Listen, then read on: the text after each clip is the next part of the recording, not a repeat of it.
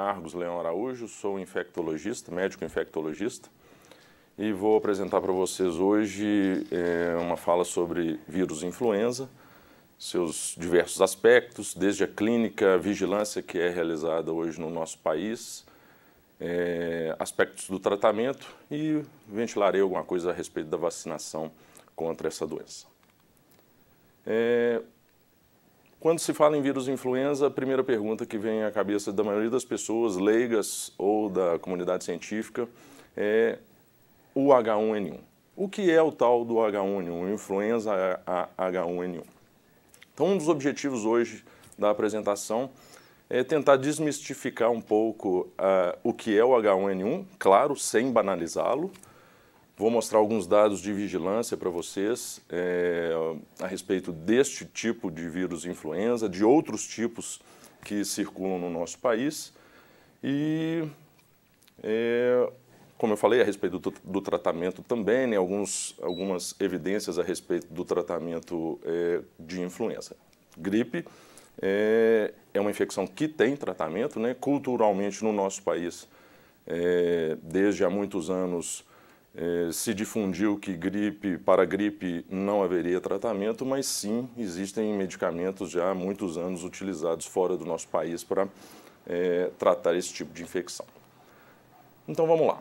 Existem três tipos principais de vírus influenza, tipo A, B e C, sendo o tipo C responsável por doença muito leve, muito pouco sintomática, com impacto mínimo em saúde pública.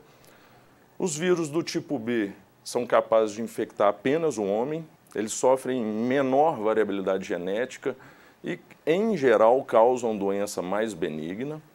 E os vírus do tipo A, responsáveis por infectar diversas espécies de animais, de mamíferos, eles sim sofrem uma variabilidade genética exuberante, como eu vou mostrar nos próximos slides, e os vírus do tipo A foram os responsáveis por todas as pandemias descritas na literatura, a última ocorrida em 2009 com o vírus H1N1 pandêmico. Ainda existe um quarto tipo de influenza, que é o influenza tipo D, de dado, mas esse tipo de influenza não circula entre os homens, só entre os animais. Quando a gente fala em influenza H1N1, influenza H3N2, influenza H5N1, nós sempre estaremos falando de subtipos do influenza A.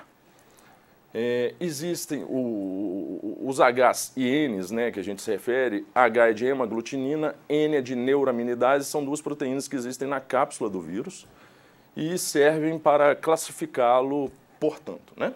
Existem descritos cerca de 16 tipos de hemaglutinina, até são mais tipos de hemaglutinina atualmente, são 18 tipos de hemaglutinina, 9 tipos de neuraminidase, e daí a gente tem noção de tamanha na natureza as possibilidades, né, de variabilidade genética das correlações entre essas hemaglutininas e neuraminidades. Claramente pelo slide vocês observam que os responsáveis pela manutenção desses vírus influenza na natureza são as aves, as descritas aves aquáticas, e o homem, os suínos, outros animais, como o morcego, o cavalo, o cachorro, também servem de hospedeiro para alguns desses subtipos de influenza A. Estão circulados aqui o H1N1 na cor verde e o H3N2 na cor vermelha, que foram os únicos dois subtipos de influenza A circulantes nos últimos anos, desde o ano de 2009, quando a vigilância da influenza passou a ser feita de forma sistemática no nosso país. Os dados de vigilância, como eu falei, eu vou citar daqui a pouco. Os vírus influenza do tipo B, eles possuem as mesmas hemaglutininas e neuraminidades em sua estrutura, mas eles sofrem, como eu disse, né, uma variabilidade genética menor, infectam apenas o homem. A gente não usa as hemaglutininas e neuraminidades para classificar os vírus influenza B. Os vírus influenza B a gente cita como linhagens para poder diferenciá-los. Existem duas linhagens principais, a linhagem Vitória e a linhagem Yamagata, e dentro dessas duas linhagens diversas cepas diferentes. Quando a gente fala em vírus influenza A, H1N1, influenza B, influenza A, H3N2, existem diversas cepas diferentes para cada um desses tipos e subtipos de vírus influenza.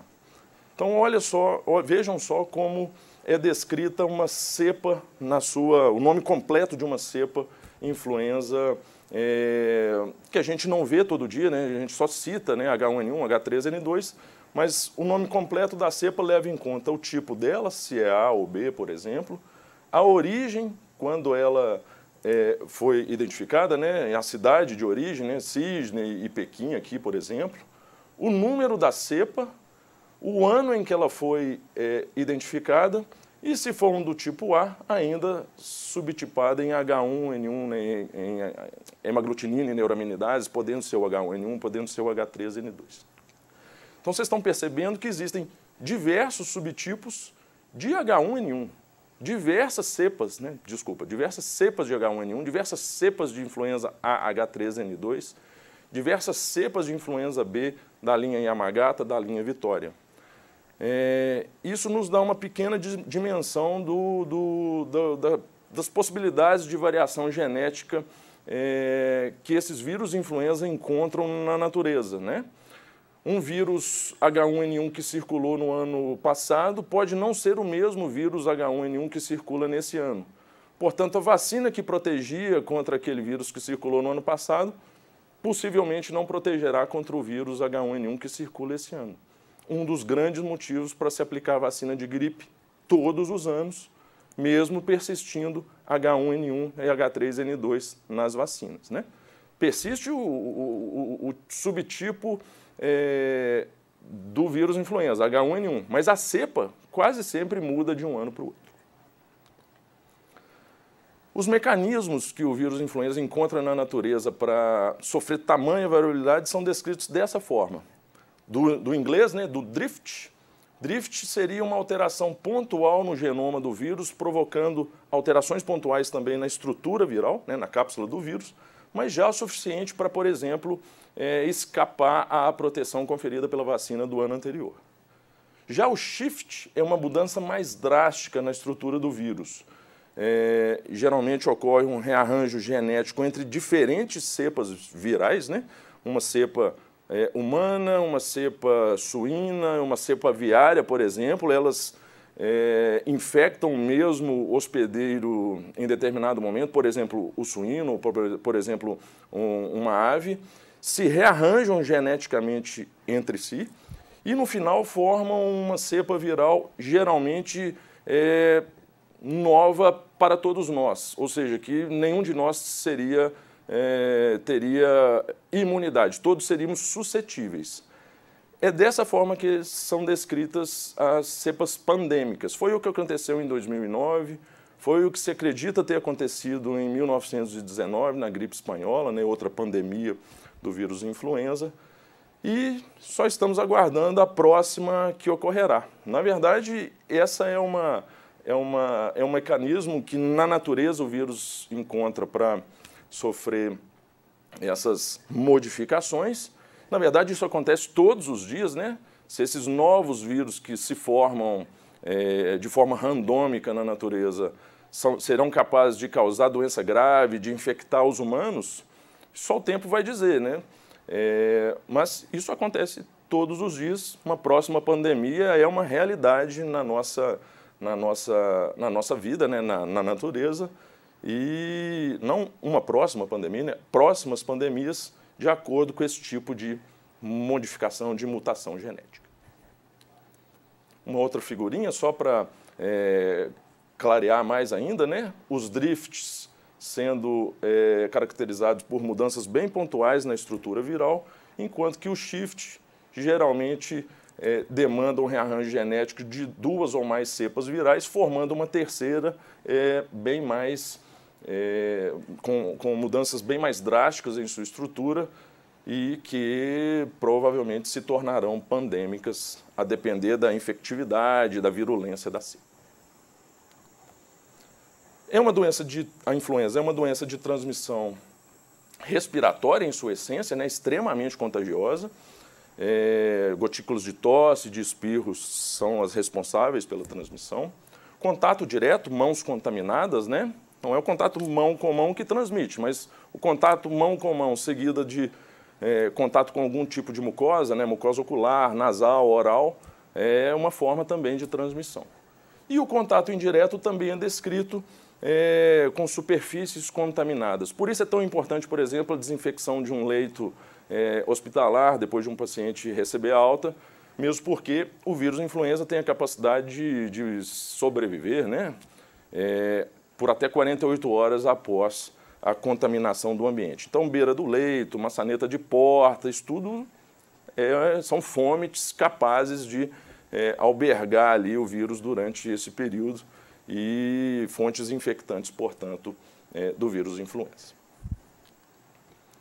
Talvez a questão mais polêmica dessa apresentação inteira seja esta aqui. Quem seria suspeito de infecção pelos vírus influenza?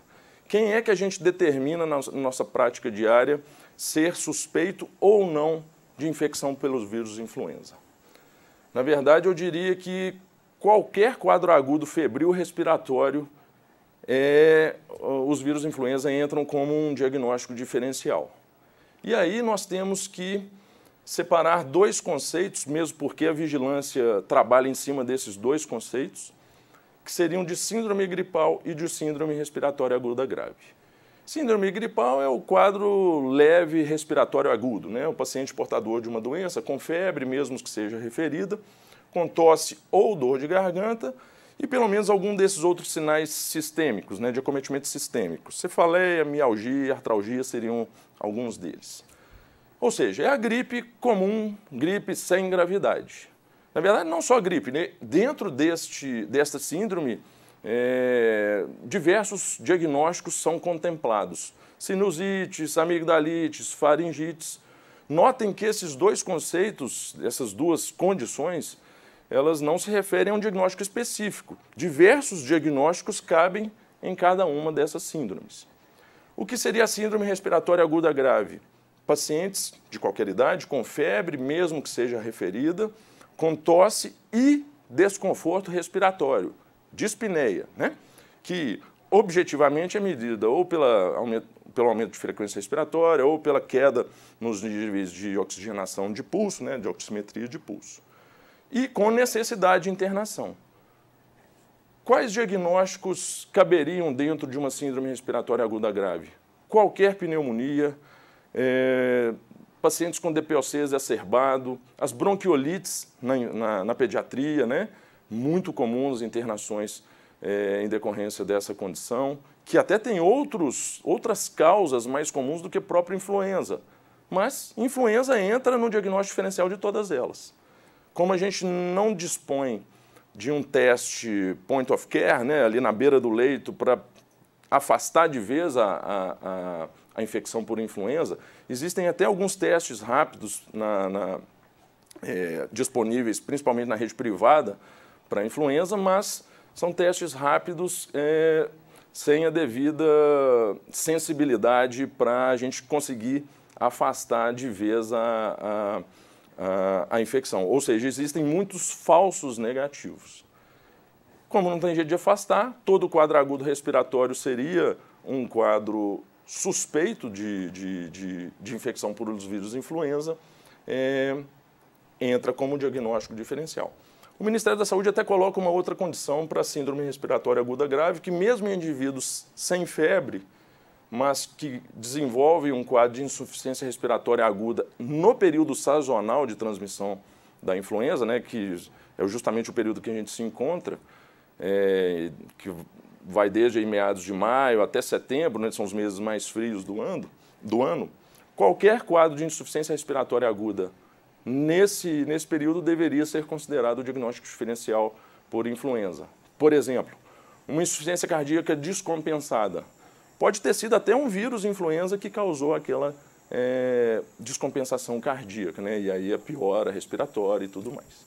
Então, essas duas condições são os conceitos de síndrome respiratória aguda grave. Notem que elas não levam em conta nem resultados de exames laboratoriais, nem resultado de exame radiológico. Ou seja, um indivíduo que chega hoje num pronto-socorro com um quadro febril agudo, com tosse, dispneia, colhe um exame e vem uma leucocitose importante, com desvio para a esquerda, PCR elevado, faz um raio-x e tem uma pneumonia lobar, esse paciente ainda será suspeito de infecção pelos vírus influenza. Como será também suspeito de uma infecção bacteriana, talvez até com mais probabilidade, mas não há como afastar a infecção pelos vírus influenza. E eu vou mostrar até em estudo radiológico que já foi realizado no passado em cima desse tipo de infecção. Então, sinais e sintomas iniciais descritos, né, em geral, são febre, tosse, dor de garganta, cefaleia. Alguns pacientes desenvolvem fotofobia, né, desconforto retroesternal, mal-estar intenso, mialgia. Todos esses são sintomas de quadros gripais, né, de síndrome gripal inicial. Os sinais de gravidade, não é novidade para ninguém, né, são os sinais de descompensação ou de doença de base, né, de um DPOC, de uma insuficiência cardíaca, por exemplo, ou a descompensação própria, direta pela infecção pelo vírus influenza, né? Dispneia, taquipneia, taquicardia, sinais de choque, hipotensão, mialgia intensa, que pode configurar um quadro de miosite, com aumento de enzima LDH, de enzima CPK. Quando ocorre acometimento direto de algum órgão específico, né, por exemplo, encefalite, provocando confusão mental e convulsões, isso tudo não é novidade para ninguém. Lembrar sempre também que persistência de febre por mais do que 3 ou 5 dias, ou principalmente a recorrência de febre após alguns dias afebril, é também um sinal de, não diria de gravidade, mas pelo menos um sinal de alerta, pois pode configurar algum tipo de complicação relacionada à infecção pelos vírus influenza, né? Ou uma pneumonia secundária, ou uma pneumonia viral pelo próprio vírus. Dito isso, a respeito da clínica e desses conceitos, né, de síndrome gripal e síndrome respiratória aguda grave, trago para vocês alguns dados de vigilância. No Brasil, há pouco tempo, e no restante do mundo, em grande parte do mundo, esse tipo de vigilância ele já é feito, já é realizado há anos, há décadas até, né? Quais seriam os principais objetivos de vigiar, de monitorar os vírus influenza no nosso meio? O primeiro deles é possibilitar conhecer quais são os vírus responsáveis pelos quadros respiratórios dos nossos hospitais, das nossas UTIs.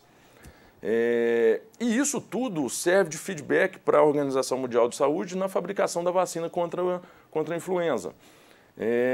Esses dados todos são reunidos, né, os dados do Brasil são reunidos com dados da América Latina, enviados para Atlanta, no CDC, que é o braço da OMS nas Américas, e isso tudo vai num compilado, né, todas essas amostras positivas, vai num compilado, no final das contas, para Genebra, sede da Organização Mundial de Saúde, e é lá que é definido todos os anos qual será a composição dos vírus influenza, da vacina contra a influenza, disponível no hemisfério norte e disponível no hemisfério sul.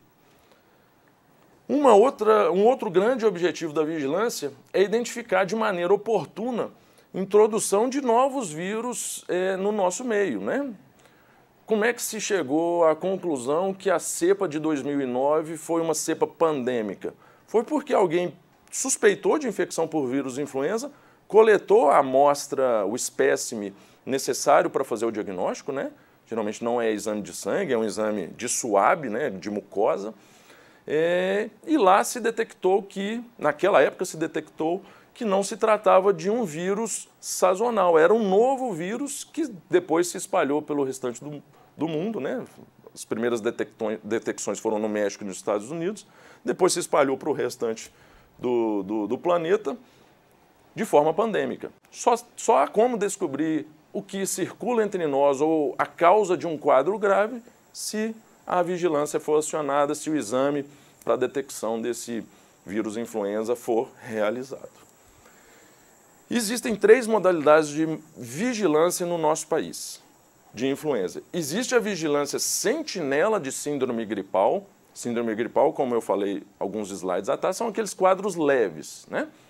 Não são todas as cidades do nosso país que fazem esse tipo de vigilância, né? Nenhuma das 3, né? Na verdade, são poucas as cidades que têm uma estrutura organizada para fazer esse tipo de exame, né, e de vigilância. Então, por exemplo, falo por Belo Horizonte, onde trabalho, né? Existem 5 UPAs de Belo Horizonte que colhem exames dos 5 primeiros casos de gripe ou de síndrome gripal por semana que chegam à UPA. Por exemplo, na segunda-feira, uma das UPAs, que é a UPA Norte, vamos supor que apareçam, né, para serem atendidos, 5 pacientes gripados, ou com síndrome gripal, desculpa. Esses 5 pacientes terão a amostra colhida para fins de vigilância, para saber o que está circulando ali na cidade. Se chegar uma 6ª pessoa naquela semana, não colhe, não vai ser colhido o exame, porque é uma vigilância sentinela, não é uma vigilância universal. Mesma coisa, existe uma vigilância sentinela de síndrome respiratória aguda grave. Algumas UTIs de Belo Horizonte fazem esse tipo de pesquisa, né? Os 5 primeiros por semana com quadros respiratórios agudos graves vão ter a amostra colhida para pesquisa de vírus respiratórios, inclusive vírus influenza. E existe uma outra modalidade de vigilância, que é a vigilância universal de síndrome respiratória aguda grave. Essa é muito mais difícil de fazer, porque aqui o próprio nome já diz, é universal, de todos os casos de pneumonia, todos os casos de bronquiolite, todos os casos de DPLC exacerbado, todos os casos de insuficiência respiratória aguda no período sazonal, síndrome respiratória aguda grave. São pouquíssimas cidades onde isso é feito, Belo Horizonte é uma delas, e Belo Horizonte disponibiliza para cada um dos seus distritos sanitários uma equipe que coleta esse exame, seja no hospital privado, seja no hospital público. Então, se interna hoje um paciente no hospital privado em Belo Horizonte, basta comunicar à vigilância do nosso município, do setor público, que a prefeitura manda uma equipe lá para coletar e enviar essa amostra para pesquisa de vírus respiratórios. A FUNED, né, a Fundação Ezequiel Dias, é o nosso laboratório de referência. Lá são realizados exames, né, por PCR, de RT-PCR, né, ou PCR em tempo real, para identificar diversos tipos de vírus, não só influenza. Influenza A, B, para-influenza 1, 2 e 3, adenovírus, bocavírus, vírus sincicial respiratório, que tem uma importância muito grande para as crianças, né? Esse é o tipo de exame, né? Esse painel viral que é feito nas vigilâncias sentinela. Na vigilância universal, como é feito de todo mundo, né? Nós não temos capacidade de fazer essa pesquisa inteira para todos os casos. Na vigilância universal, são só pesquisados os vírus de influenza, mas que são o nosso grande foco, porque, por exemplo, é o único que tem vacina, é o único que tem tratamento para fazer. O nosso laboratório de referência é a FUNED, né, a Fundação Ezequiel Dias, mas na Fiocruz do Rio ainda é feito um controle de qualidade dessas amostras que são coletadas, né, é feita uma contraprova para confirmar. E alguns casos de influenza A que não se consegue subtipificar, e isso acontece, vocês vão ver nos dados de vigilância que é comum até, o teste ele não é conclusivo se se trata de uma influenza A H1N1, se trata de uma influenza A H3N2, a Fiocruz ainda tenta fazer novos testes para tentar determinar qual é o subtipo exato daquela infecção. E se a Fiocruz não consegue, essa amostra também é enviada para Atlanta, nos Estados Unidos, para tentar no final se identificar o subtipo exato daquela infecção. A etiologia das síndromes respiratórias agudas graves, a maioria delas se encontra aqui, infecções virais ou bacterianas, pneumonias, DPLC exacerbado, aquela mesma história que a gente já conversou. E existe já uma vasta literatura a respeito do caso, a respeito dessa situação, mostrando que os principais agentes etiológicos seriam pneumococo pelas bactérias e os vírus respiratórios, dentre eles os vírus influenza, como causa dos quadros graves respiratórios que acontecem na comunidade. Muito interessante esse artigo de radiologia. São de colegas nossos do Rio de Janeiro, depois da pandemia de 2009, esse estudo foi publicado à época, 2009, 2010, eu não me lembro bem, mas identificando o padrão de radiologia dos vírus H1N1 responsáveis pela pandemia. Então aqui, nessa primeira tela, cito para vocês um quadro de um homem de 32 anos de idade com influenza H1N1 confirmada, com raio-x de tórax aparentemente normal, mas que na tomografia de tórax viu diversas áreas com vidro fosco, característica típica, né, mais própria das infecções virais. Mas vejam só esse outro padrão radiológico. Uma mulher de 31 anos com influenza H1N1 confirmada, mas que a manifestação radiológica muito mais típica até então de uma infecção bacteriana, consolidações peribroncovasculares aqui no pulmão direito em grande extensão, em mais de um segmento, em mais de um lobo. Infecção por H1N1 isolada, sem infecção bacteriana associada. E o mais admirável de todos os casos seriam casos como este. Uma mulher de 30 anos com influenza H1N1 confirmada também, mas uma tomografia com pneumonia lobar bilateral. Pneumonia lobar seria uma manifestação radiológica muito mais típica de infecção bacteriana. Neste caso, infecção por H1N1, influenza H1N1, sem infecção bacteriana associada. Então, a conclusão que o estudo nos coloca no final é que esse padrão radiológico, que até então a gente considerava ser mais típico, né, ainda é mais típico, né, de infecções bacterianas,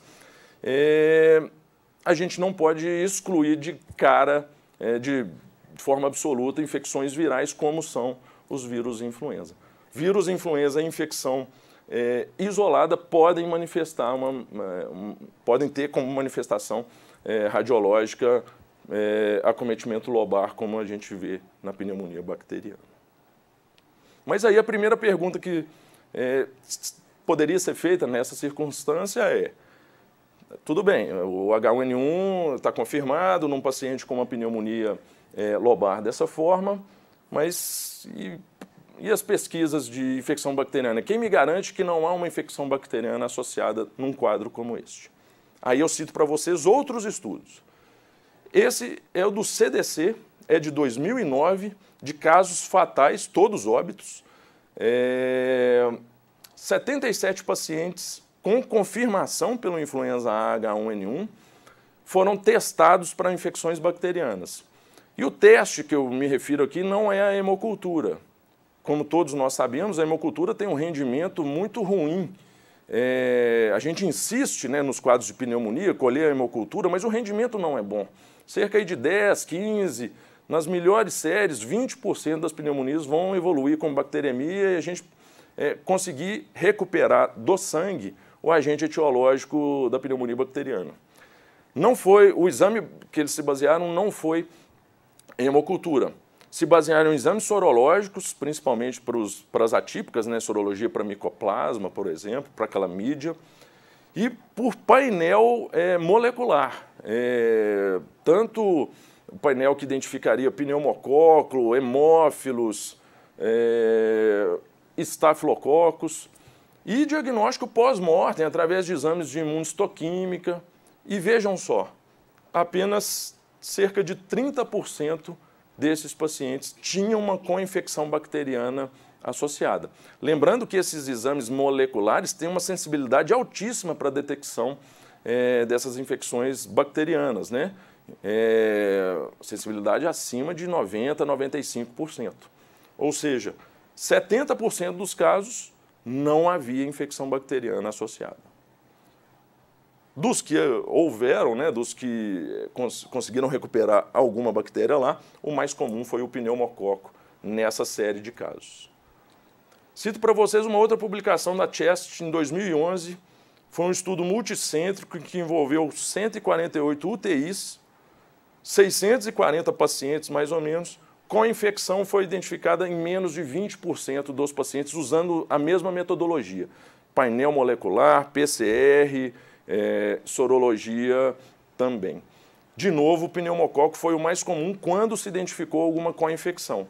mas a maioria absoluta dos pacientes eram infectados apenas pelo vírus H1N1, sem uma co-infecção associada. Então, aquele caso que se apresenta hoje para nós na prática clínica com pneumonia típica, até então, de uma pneumonia bacteriana, leucocitose no exame de sangue, nós ainda assim devemos considerar a infecção pelo H1N1, ou uma co-infecção bacteriana viral, mas não podemos descartar a infecção pelos vírus influenza também não. Passando então para a vigilância propriamente dita que eu falei para vocês. Essa é a vigilância de Belo Horizonte sobre a síndrome respiratória aguda grave, a vigilância universal destes quadros respiratórios da capital. Notem aqui nas cores, né, a cor vermelha, o H1N1, é do ano de 2019 isso. Neste ano, em Belo Horizonte, nós já detectamos 60 casos de infecção grave pelo vírus H1N1. Na cor verde aqui não é um vírus influenza, é o vírus sincicial respiratório. A gente tem grande parte das nossas coletas, né, nessa vigilância da população pediátrica, e o vírus sincicial respiratório é um dos principais envolvidos nos quadros graves na pediatria, né?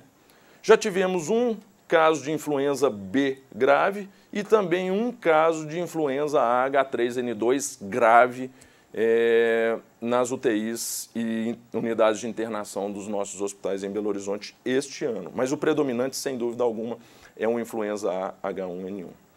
Na cor amarelinha aqui, vejam que existem os influenzas A não subtipável. É aquela parcela que eu citei para vocês de pacientes que têm a amostra coletada, se identifica que é influenza A e não B, mas na hora da subtipificação, de determinar se é o H1N1, se é o H3N2 ou se é algum outro vírus, os testes não foram conclusivos. Essas amostras são encaminhadas para o Fiocruz no Rio e, se nada for conclusivo lá, é encaminhada depois para Atlanta, no CDC. Vou mostrar para vocês agora dados de Minas. Aqueles foram de Belo Horizonte, agora de Minas Gerais. 7% das infecções graves em Minas foram por vírus influenza até o momento. 11% foram por outros vírus respiratórios, como foi, por exemplo, com o vírus sincicial respiratório, que eu acabei de citar lá em Belo Horizonte. Diversos casos de vírus sincicial respiratório. 23% ainda se encontram em investigação, mas mais da metade, ou cerca de 60%, ou nem tiveram a amostra coletada ou tiveram a amostra negativa. Então, é uma parcela que a gente desconhece. 7% das infecções graves até o momento foram pelos vírus influenza, e o vírus H1N1 é o mais comum em 2019 também no estado. Uma outra telinha do nosso boletim estadual, né, da vigilância da influenza, mostrando aqui o predomínio realmente do influenza H1N1, com cerca de 140 amostras, né, positivas. Desses 140, 28 evoluíram para o óbito. O influenza H3N2 com 11 casos e um óbito. E o influenza B com um caso só, aquele lá de Belo Horizonte, que não evoluiu para o óbito. Esse outro mapinha aqui mostra o nosso estado.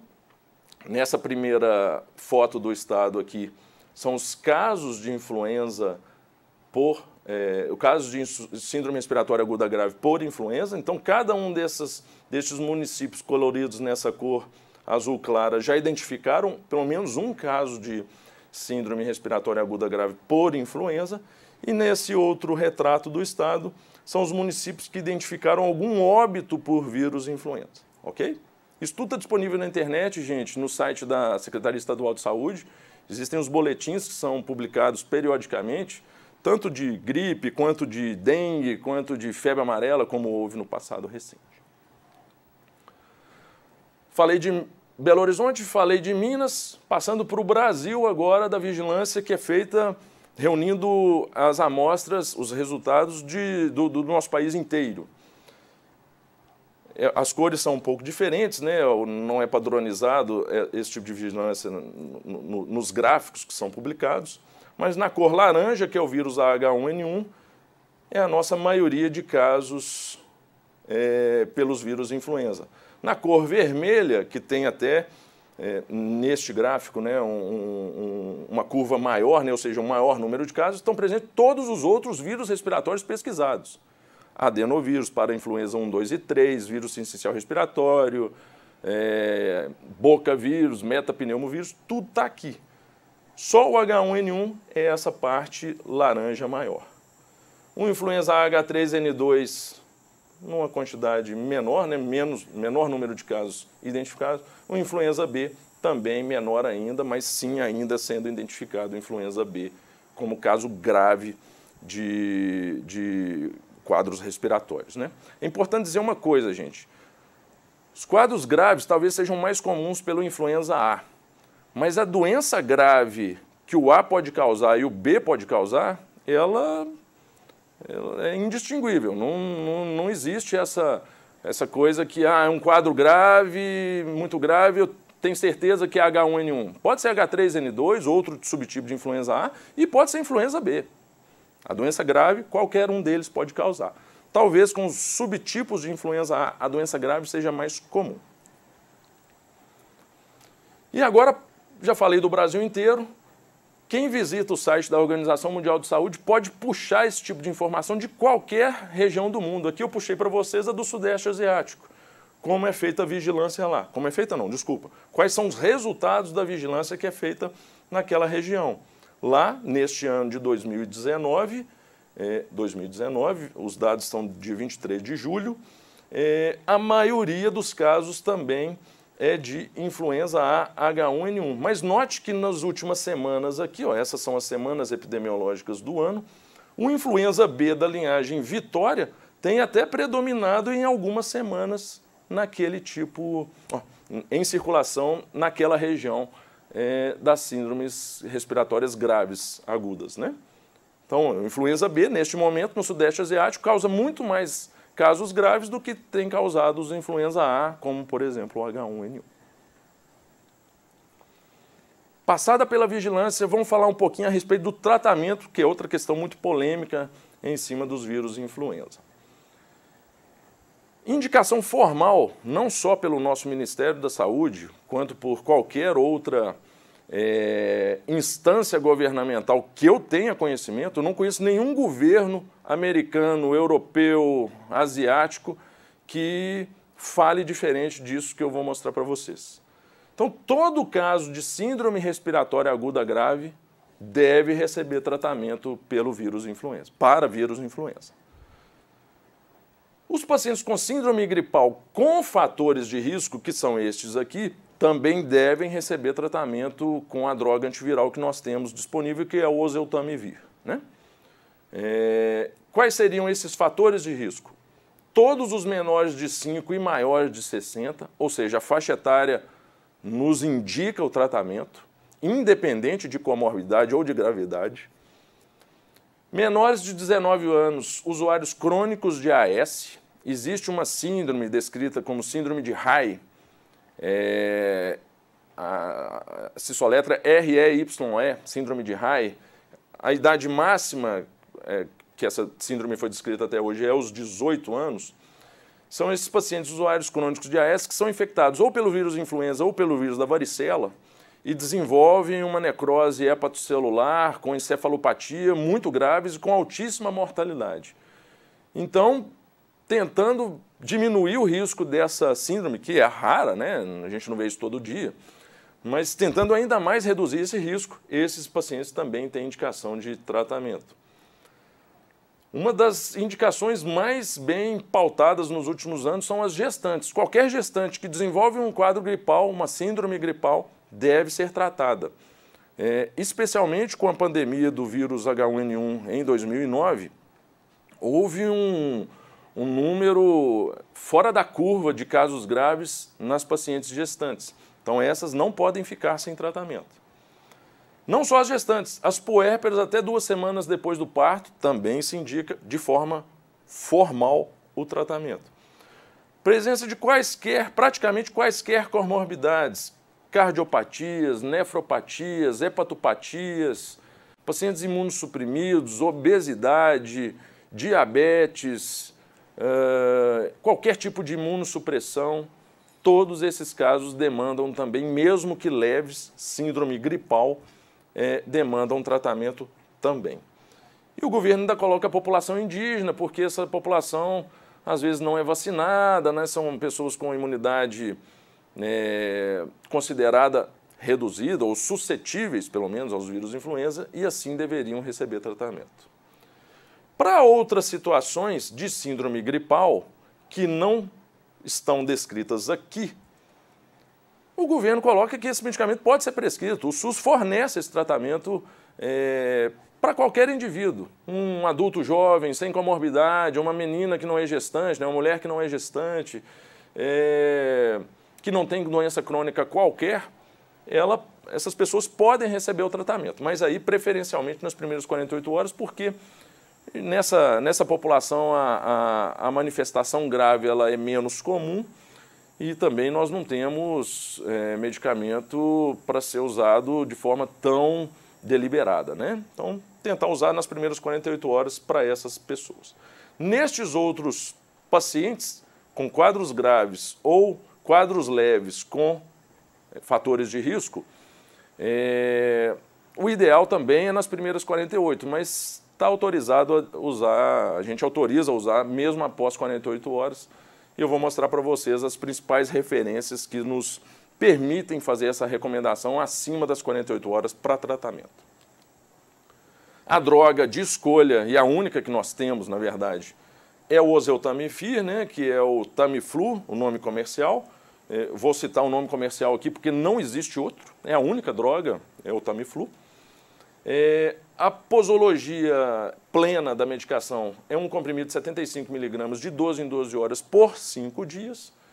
Em crianças vai depender do peso, em criança menor de 1 ano de idade ainda depende de forma padronizada aí da idade da criança.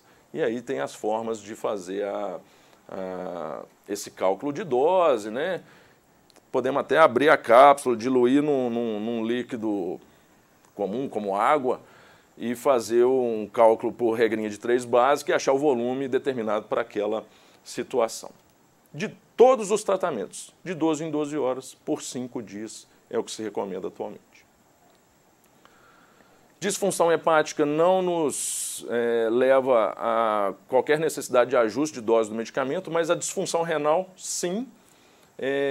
Eu não vou me ater a isso aqui, existem tabelas nas mais diferentes referências, e isso demanda uma pesquisa rápida lá para o cálculo de dose. Mas a disfunção renal é uma coisa que a gente tem que ficar de olho para a prescrição desse medicamento na dose correta. Como eu falei para vocês, eu não conheço nenhum outro protocolo internacional que fale diferente do que eu falei. Na verdade, o que o Brasil fez e o nosso Ministério da Saúde fez foi uma cópia quase clara do que é feito lá fora. Vou citar para vocês, por exemplo, em 2019, o que o CDC fala a respeito do tratamento com o oseltamivir, com o Tamiflu. Reduz óbitos em estudos observacionais. A gente sabe que o estudo observacional ele não é a ferramenta mais adequada para a gente chegar a esse tipo de conclusão, mas é o que nós temos. Não existem estudos randomizados, duplos cegos, com o uso do medicamento, deste tipo de medicamento. Então, considerando os possíveis vieses aí desta recomendação, algumas análises consideraram sim que a medicação é capaz de reduzir mortalidade, principalmente se administrado nas primeiras 48 horas, né? E as indicações são exatamente as mesmas do que a gente faz no nosso país. Pacientes hospitalizados, pacientes que têm doença grave, complicada, né, com pneumonia, doença progressivamente em piora, e aqueles pacientes que não têm doença grave, mas se encontram em situações de risco considerada aumentada para as complicações. Extremos de idade, como eu falei, né, gestantes, presença das comorbidades, imunossupressão, é tudo isso que está aqui. Mas lá no CDC, lá nos Estados Unidos, né, desculpa, o tratamento antiviral ainda pode ser considerado para qualquer uma pessoa previamente saudável, né? Qualquer pessoa ígida, caso o tratamento seja iniciado nas primeiras 48 horas. Exatamente as mesmas recomendações que o nosso protocolo de influenza fala, né? O nosso protocolo de influenza mais recente é de 2017, mas de lá para cá nada mudou. Essa é uma recomendação da Academia Americana de Pediatria, mostrando exatamente as mesmas indicações. Pacientes hospitalizados, pacientes com doença grave, complicada, progressivamente severa, crianças de qualquer gravidade, ou seja, mesmo as não graves, com alto risco de complicações. Está ruim de ver, né, mas vocês vão ver depois na apresentação online que crianças menores de 5 anos, especialmente menores que 2 anos, todos devem receber tratamento diante de um quadro respiratório. Na pediatria isso é mais difícil, né, porque na pediatria existe aí uma variedade muito grande de infecções, né? A criança ainda é suscetível a diversos tipos de infecções e quem tem menino pequeno que visita a escola sabe como é. Toda semana o menino está gripado, está tossindo, está com febre. Em teoria, em todo quadro respiratório, mesmo leve, em menores de 5 anos, essa criança deveria ser tratada com o Tamiflu. Ah, vai causar uma sobrecarga do medicamento. O medicamento é muito bem tolerado, às vezes um efeito gastrointestinal é observado, mas nada muito mais que isso. Nós não temos conhecimento de uma reação mais grave com esse tipo de medicamento. Pode acontecer como qualquer outra, sim. Essa talvez seja a nossa principal referência para apoiar o tratamento. Esse é um estudo, é uma meta-análise, na verdade, que foi publicada no Lancet, é de 2014, não é muito nova a publicação, que mostra redução de mortalidade, principalmente quando o tratamento é iniciado nos primeiros 2 dias, mas que cada atraso de 1 dia até o 5º dia de sintomas, ele é associado com um aumento na mortalidade. Então, se eu inicio no 2º dia, é melhor que no 3º. Se eu inicio no 3º dia de sintomas, o tratamento é melhor que no 4º. Se eu inicio no 4º, é melhor que no 5º. E se eu inicio no 5º, é melhor que no 6º. Daí para frente, o estudo, a meta-análise não encontrou mais benefício no tratamento. Então, quando eu falei lá atrás que a gente deve recomendar o tratamento para qualquer síndrome respiratória aguda grave e para qualquer síndrome gripal, principalmente associada com aqueles fatores de risco, a gente tem um bom argumento, um bom estudo que nos mostra que esse tratamento deve ser feito até o 5º dia de sintomas. A partir do 6º, eu não tenho mais nada para mostrar para vocês. Não há essa evidência na literatura que mostre algum benefício.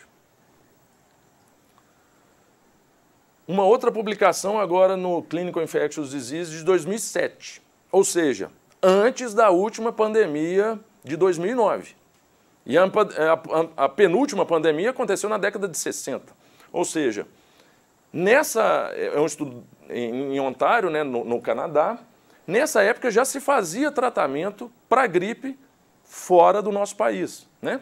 Como eu disse, é uma questão muito cultural no nosso meio não tratar gripe, né? Gripe não tem tratamento, mas tem tratamento.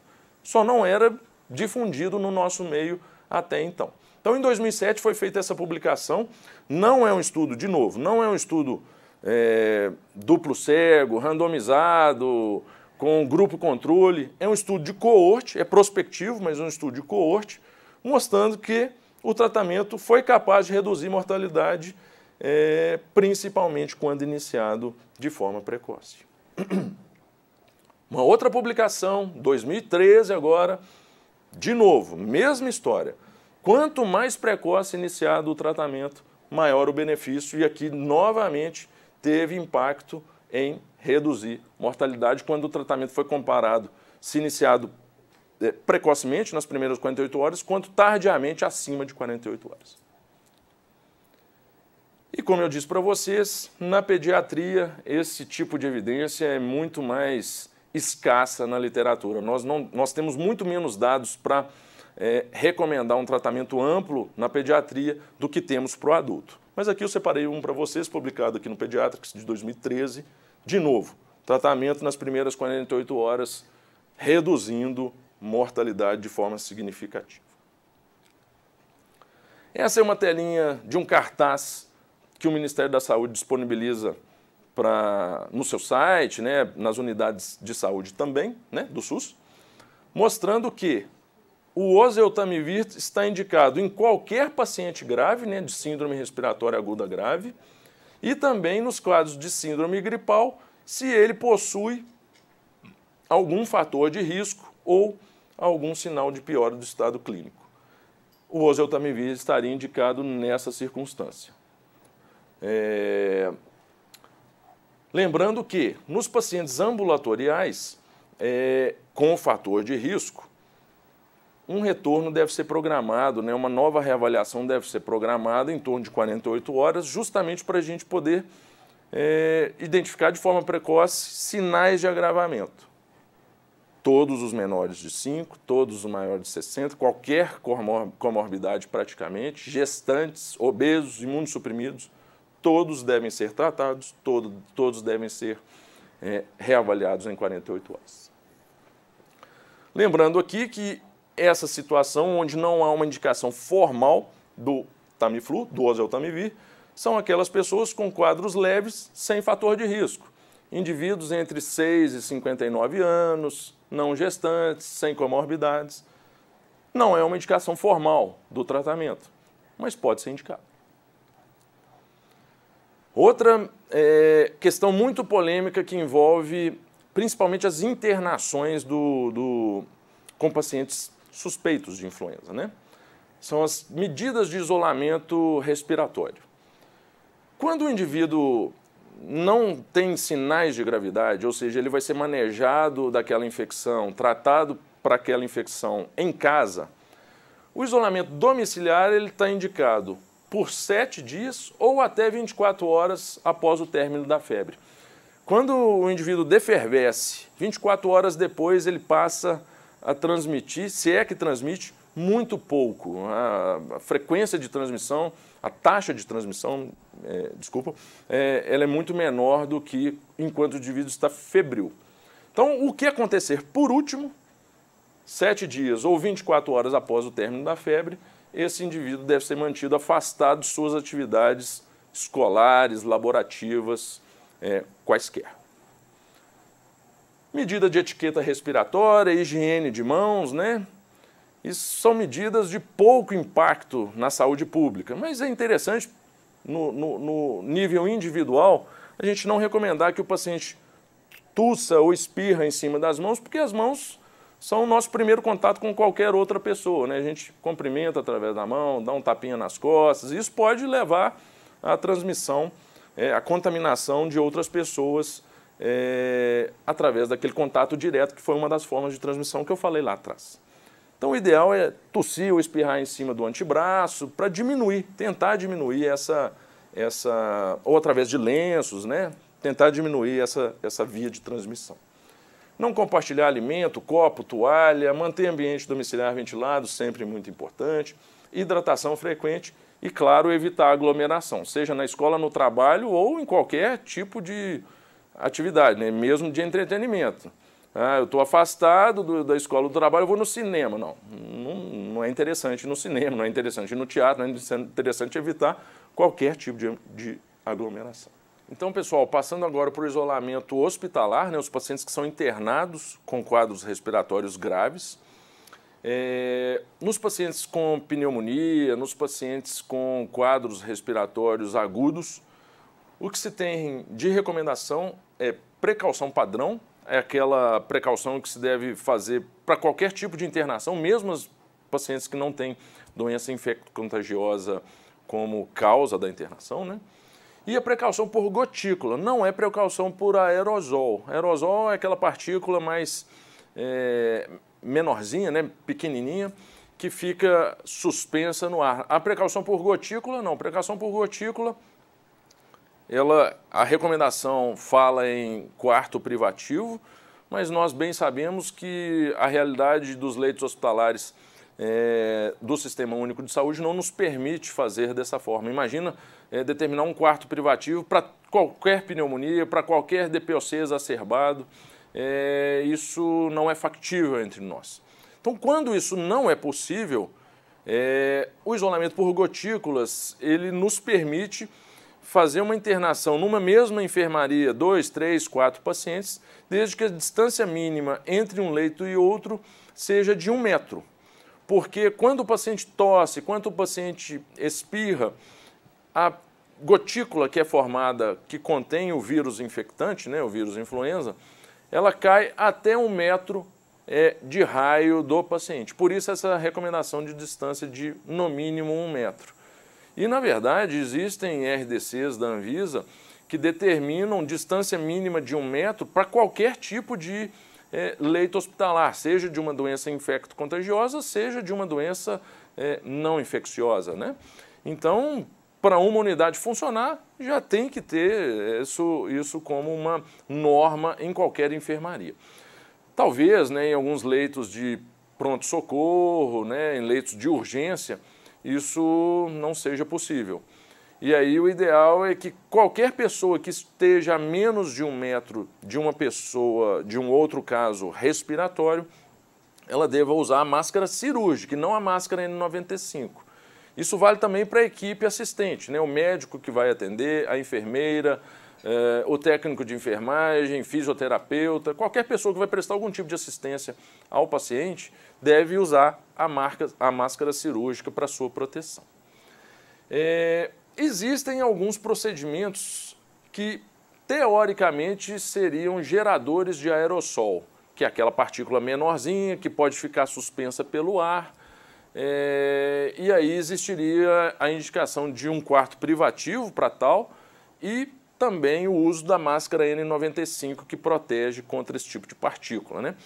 Funciona para os casos de tuberculose, para os casos, está indicado, desculpa, para os casos de tuberculose, para os casos de sarampo, de catapora, mas não para gripe. Para gripe, só nessas circunstâncias. Para influenza, para infecções suspeitas de influenza. Procedimentos de intubação orotraqueal, de aspiração traqueal, broncoscopia, todos esses são potenciais geradores de aerosol e nessa circunstância a pessoa deveria se encontrar num leito de isolamento. Qualquer pneumonia, DPOC exacerbado, repito, quando eu falei lá atrás que talvez um dos temas mais polêmicos dessa apresentação seria identificar o paciente suspeito de influenza, é por causa disso aqui. A indicação do tratamento, a indicação do tipo de precaução que a gente deve se submeter para o atendimento desses pacientes, é porque todos vão ter que tomar um antiviral, ou tem indicação de tomar um antiviral. Os intubados, em teoria, deveriam estar num leito de precaução por aerosol, né? Isso é impraticável no nosso meio, né? Todo entubado por pneumonia está isolado num leito de isolamento, internado num leito de isolamento respiratório. O ideal nessas circunstâncias seriam aqueles sistemas de aspiração fechado, né? Que não precisa fazer desconexão do tubo com o respirador, né? Com o circuito do respirador para fazer a aspiração. O ideal é fazer a aspiração no sistema fechado. Nessa circunstância, nem precisaria de um leito de isolamento. Os critérios para retirada do isolamento de gotículas num paciente internado com uma suspeita de influenza, né, com uma síndrome respiratória aguda grave, algumas referências divergem entre si. Algumas dizem que após o término do tratamento com oseltamivir já seria possível retirada do isolamento de gotícula, né? Alguns após 7 dias, alguns após 24 horas após a defervescência, conforme é feito para o isolamento domiciliar. Em geral, esses dois são os critérios mais aceitos, após 7 dias de sintomas e após 24 horas da defervescência. Lembrando que pacientes imunossuprimidos e crianças, às vezes, persistem transmitindo o vírus por mais tempo do que além desses 7 dias, por exemplo. Então, muitas instituições que eu conheço mantêm o isolamento de gotícula, às vezes, durante a internação inteira do paciente. Só suspende a precaução respiratória no momento que o paciente recebe alta. Isso muito para evitar a transmissão nosocomial desse tipo de vírus, né? Passando à quimioprofilaxia, Quimioprofilaxia não é uma medida que a gente deve fazer em larga escala. Muitos questionam, né, que o uso deliberado da medicação, como é recomendado, né, se vocês forem ver, amplia demais, né, as indicações. Se isso não poderia estar relacionado com o desenvolvimento de resistência pelos vírus influenza, né? Já existem medicações mais antigas, né, de outra classe, que não os inibidores da neuraminidase, como é o caso do Tamiflu, que já não funcionam mais para os vírus influenza, devido ao uso no passado. Sim, essa pergunta ela procede, né? Quanto mais a gente usa uma medicação, maior a chance de, com o tempo, a gente selecionar cepas resistentes e essa cepa passar a predominar no nosso meio. A quimioprofilaxia usa o medicamento na metade da dose, por mais tempo, é verdade. Na verdade, a dose total é a mesma, enquanto do tratamento é feito de 12 em 12 horas durante 5 dias, a quimioprofilaxia é uma vez ao dia durante 10 dias. Mas é uma dose menor do que a dose terapêutica diária e isso poderia, de forma mais fácil, talvez, selecionar cepas resistentes do vírus influenza. Então, não devemos fazer em larga escala e só devemos fazer se a pessoa foi exposta pela última vez há menos de 48 horas. Ou seja, um exemplo, uma gestante que teve contato com um caso de gripe 3 dias atrás, mais de 48 horas. Já caiu a quimioprofilaxia, a gente não deve fazer quimioprofilaxia para ela. Uma outra circunstância, um indivíduo soropositivo, imunossuprimido, que acabou de ter contato com uma paciente extremamente gripada, tossiu, teve contato com secreção, por exemplo, esse indivíduo deve fazer uso da quimioprofilaxia. Lembrando, né, gente, a quimioprofilaxia é uma prevenção, ou seja, é o uso do medicamento num paciente, né, numa pessoa que não tem sintomas. Então, as indicações seriam pessoas com graves deficiências imunológicas, inclusive deficiência imunológica por medicamento, até 48 horas após a última exposição. Não importando o status vacinal, porque a gente bem sabe, os imunossuprimidos desenvolvem uma resposta imune menos exuberante do que os imunocompetentes para quaisquer vacinas, inclusive para a vacina de influenza. As outras situações, por exemplo, pessoas com elevado risco de complicações, né, aqueles fatores de risco, extremos de idade, comorbidades, profissionais de saúde e profissionais de laboratório, caso eles sejam não vacinados ou vacinados há menos de 15 dias, menos de 2 semanas, que é o tempo que a vacina demora para atingir o efeito desejado, se eles forem expostos, sim, eles devem fazer uso do quimioprofilático também, né? 12 eu também vi nessa dose de uma vez diária durante 10 dias. E eles devem também não fazer uso, no caso dos profissionais de saúde de laboratório, se não estiverem usando o equipamento adequado de EPI. Se um médico, um enfermeiro ou um laboratorista entra em contato com a amostra respiratória do paciente infectado ou suspeito de estar infectado, mas está usando máscara, não há necessidade de fazer quimioprofilaxia. Em instituições fechadas, instituições de longa permanência, né, presídio, asilo, enfim, qualquer uma desses tipos de instituições, nós devemos fazer também para evitar a disseminação naquele local. Rapidamente agora eu vou ventilar algo a respeito da vacina, porque não há como falar dos vírus influenza sem citar a vacina, né? Estamos diante de uma vacina inativada, ou seja, não é uma vacina de vírus vivo. Na verdade, nem é o vírus completo presente na vacina, são subunidades da partícula viral, pequenas proteínas presentes na vacina. A vacinação deve ser feita de forma anual, lembrando que crianças de 6 meses, que é a idade mínima para a aplicação da vacina, até os 8 anos, 11 meses e 29 dias de idade, quando forem vacinadas pela primeira vez, elas devem receber 2 doses da vacina, com 4 semanas de intervalo. Qualquer outra situação é dose única anual, ou seja, Uma criança nessa faixa etária vacinada pela segunda vez, ou seja, tomou a vacina no ano passado e vai tomar este ano, ou crianças maiores de 9 anos ou mais, adultos, idosos, todos recebem uma dose anual apenas. Né? Mostra aqui para vocês uma telinha do informe da campanha nacional de vacinação de influenza deste ano, mostrando ó, de 6 meses a 8 anos, né? 8 anos, 11 meses, 29 dias, sempre serão 2 doses. E aí, aqui, acima de 3 anos, o volume é um pouquinho maior do que os abaixo de 3 anos. Mas todo mundo acima dos 9, né? 9 anos ou mais, mesmo que na primeira dose, vão receber dose única apenas da vacina de influenza. É uma vacina aplicada por via intramuscular, aceita-se a via subcutânea, mas a intramuscular é a descrita em bula. A proteção, como eu disse para vocês, ela só se forma cerca de 2 semanas após a aplicação.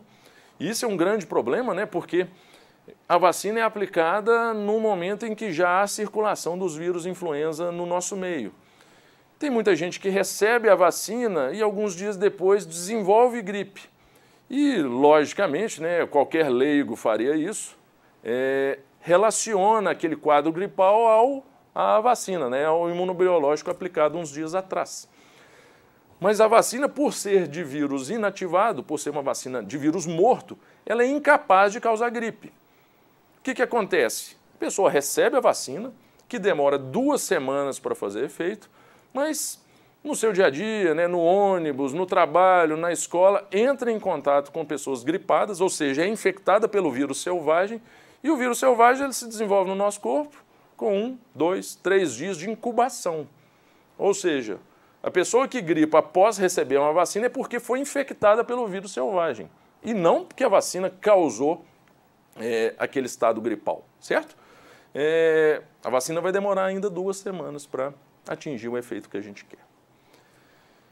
Uma outra recomendação importante é que a duração é só de 12 meses. Uma outra informação importante é que a duração é só de 12 meses.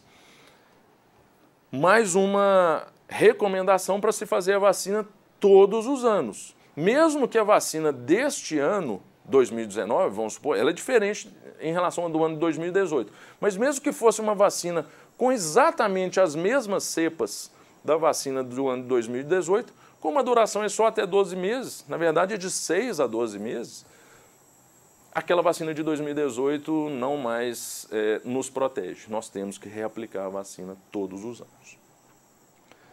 Não tem nenhuma contraindicação para aplicação simultânea com outras vacinas. É uma vacina de vírus morto, ela não sofre essa interferência.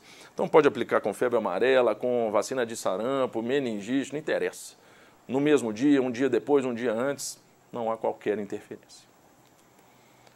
O Ministério da Saúde, com o seu Programa Nacional de Imunizações, vacina todas essas pessoas, ou pelo menos tenta vacinar todas essas pessoas, né?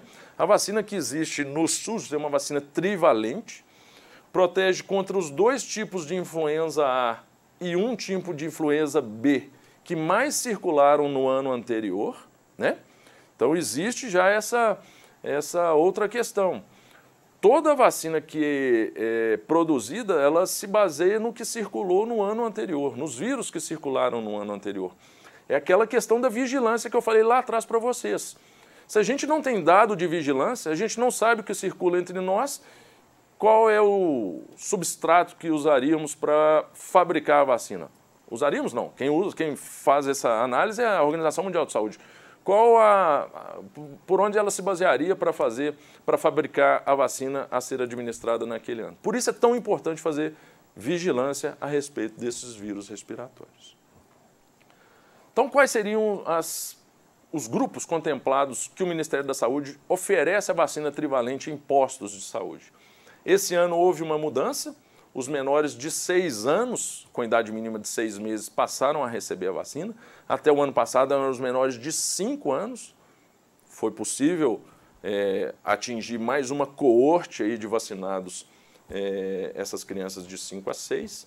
Maiores de 60, pessoas com comorbidades, gestantes, puérperas até 45 dias após o parto, população privada de liberdade, maiores ou menores, funcionários do sistema prisional, todas essas situações indígenas, todos eles recebem a vacina de forma gratuita.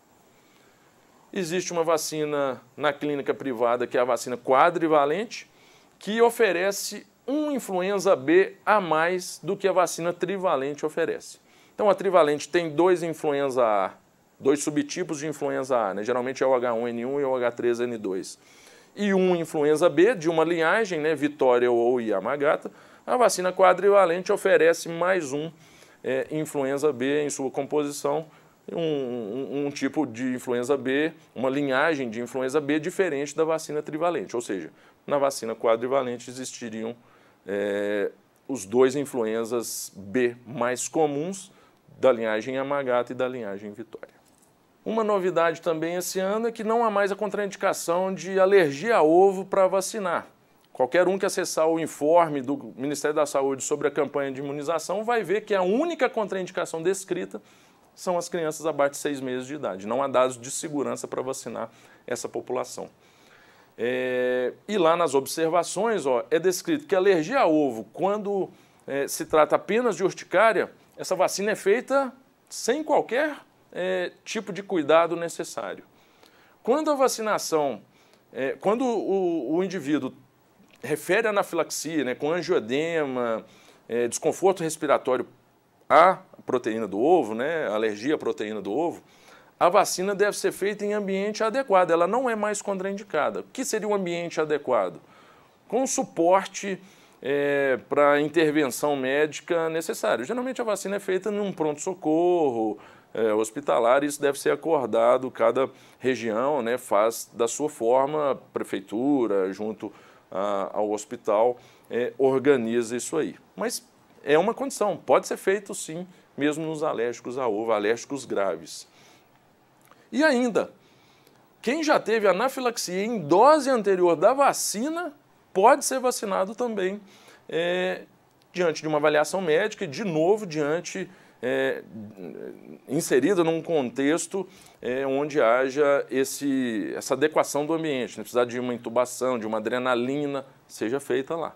Mas é descrita essa possibilidade. Isso tudo muito baseado em estudos de fora, né? Existem algumas séries de casos, né? Não necessidade de cuidados com pacientes alérgicos a ovo, decorrente de publicações internacionais, algumas séries de casos com milhares de pacientes que já tinham história, né, de algum tipo de reação alérgica. Alguns deles, né, mais de 500 pacientes com história de anafilaxia a ovo receberam a vacina sem maiores problemas, sem desenvolver sequer um episódio de hipersensibilidade. Então, atualmente, nós temos uma segurança, apesar da vacina ser produzida em ovos embrionados, o resquício que existe da proteína do ovo na composição da vacina é muito pequeno. E como é dose dependente esse tipo de reação, nós consideramos, quem sou eu, né? Na verdade, organizações internacionais consideram que o risco é muito remoto e já diante de uma experiência considerável, aí, essa vacina tem sido aplicada sem maiores problemas. É claro, ainda existe essa recomendação de um ambiente controlado para quem já teve ou tem reação anafilática à proteína do ovo. Muitos de vocês já devem ter escutado a seguinte afirmação: eu não me vacino para influenza porque eu tenho medo, receio do Guillain-Barré. Espero mudar esse conceito nestes dois últimos slides. E aqui eu trago para vocês o primeiro estudo do Reino Unido, que avaliou de 1990 até 2005 relatos de ocorrência do Guillain-Barré, né, que é um evento imune, relacionados temporalmente à vacina contra a influenza. E não encontraram ocorrência maior em pessoas vacinadas em comparação às pessoas não vacinadas. Ou seja, a vacina não parece traduzir em risco adicional para a ocorrência do Guillain-Barré. Pelo contrário, por outro lado, quando a pessoa se infectou pelo vírus influenza, quando adquiriu a infecção, desenvolveu uma síndrome gripal, uma síndrome respiratória aguda grave, esse evento Guillain-Barré, a ocorrência foi 10 vezes maior. Ou seja, a vacina não parece ter relação com o Guillain-Barré, mas a infecção tem uma clara relação. Se você deseja ter menores chances de desenvolver um Guillain-Barré, não se infecte, se vacine. Este é um outro estudo interessante, não é um estudo que analisou a população na vida real. É um estudo de modelagem, é um estudo publicado no site do CDC e vejam só, o que eles avaliaram considerando o risco do Guillain-Barré perante a vacina, né, posterior à vacina e posterior à infecção natural pelo vírus influenza. Considerando que as 350 milhões de pessoas norte-americanas, a população dos Estados Unidos, na época que foi publicado esse estudo, recebessem todas elas a vacina contra o H1N1 pandêmico de 2009, o estimado seria a ocorrência em torno de 560 casos de Guillain-Barré, que é um número muito próximo das pessoas que não são vacinadas. Por isso o risco ele é muito questionável. Parece não haver um risco adicional com a vacina. Por outro lado, se todos os 350 milhões de americanos, norte-americanos, se infectassem com H1N1, esse risco poderia ser até 40 vezes maior, com a ocorrência aí de 14 mil a 24 mil casos de Guillain-Barré. Ou seja, para se tornar o risco menor de o desenvolvimento do Guillain-Barré, a vacina estaria completamente indicada, muito bem indicada, porque se protege contra a infecção, você estaria também protegido contra o desenvolvimento dessa complicação imune posterior. Eu agradeço a todos a atenção, tenho o e-mail, qualquer dúvida, tenho as referências todas na íntegra, a gente pode compartilhar a experiência e estarei à disposição para futuros questionamentos.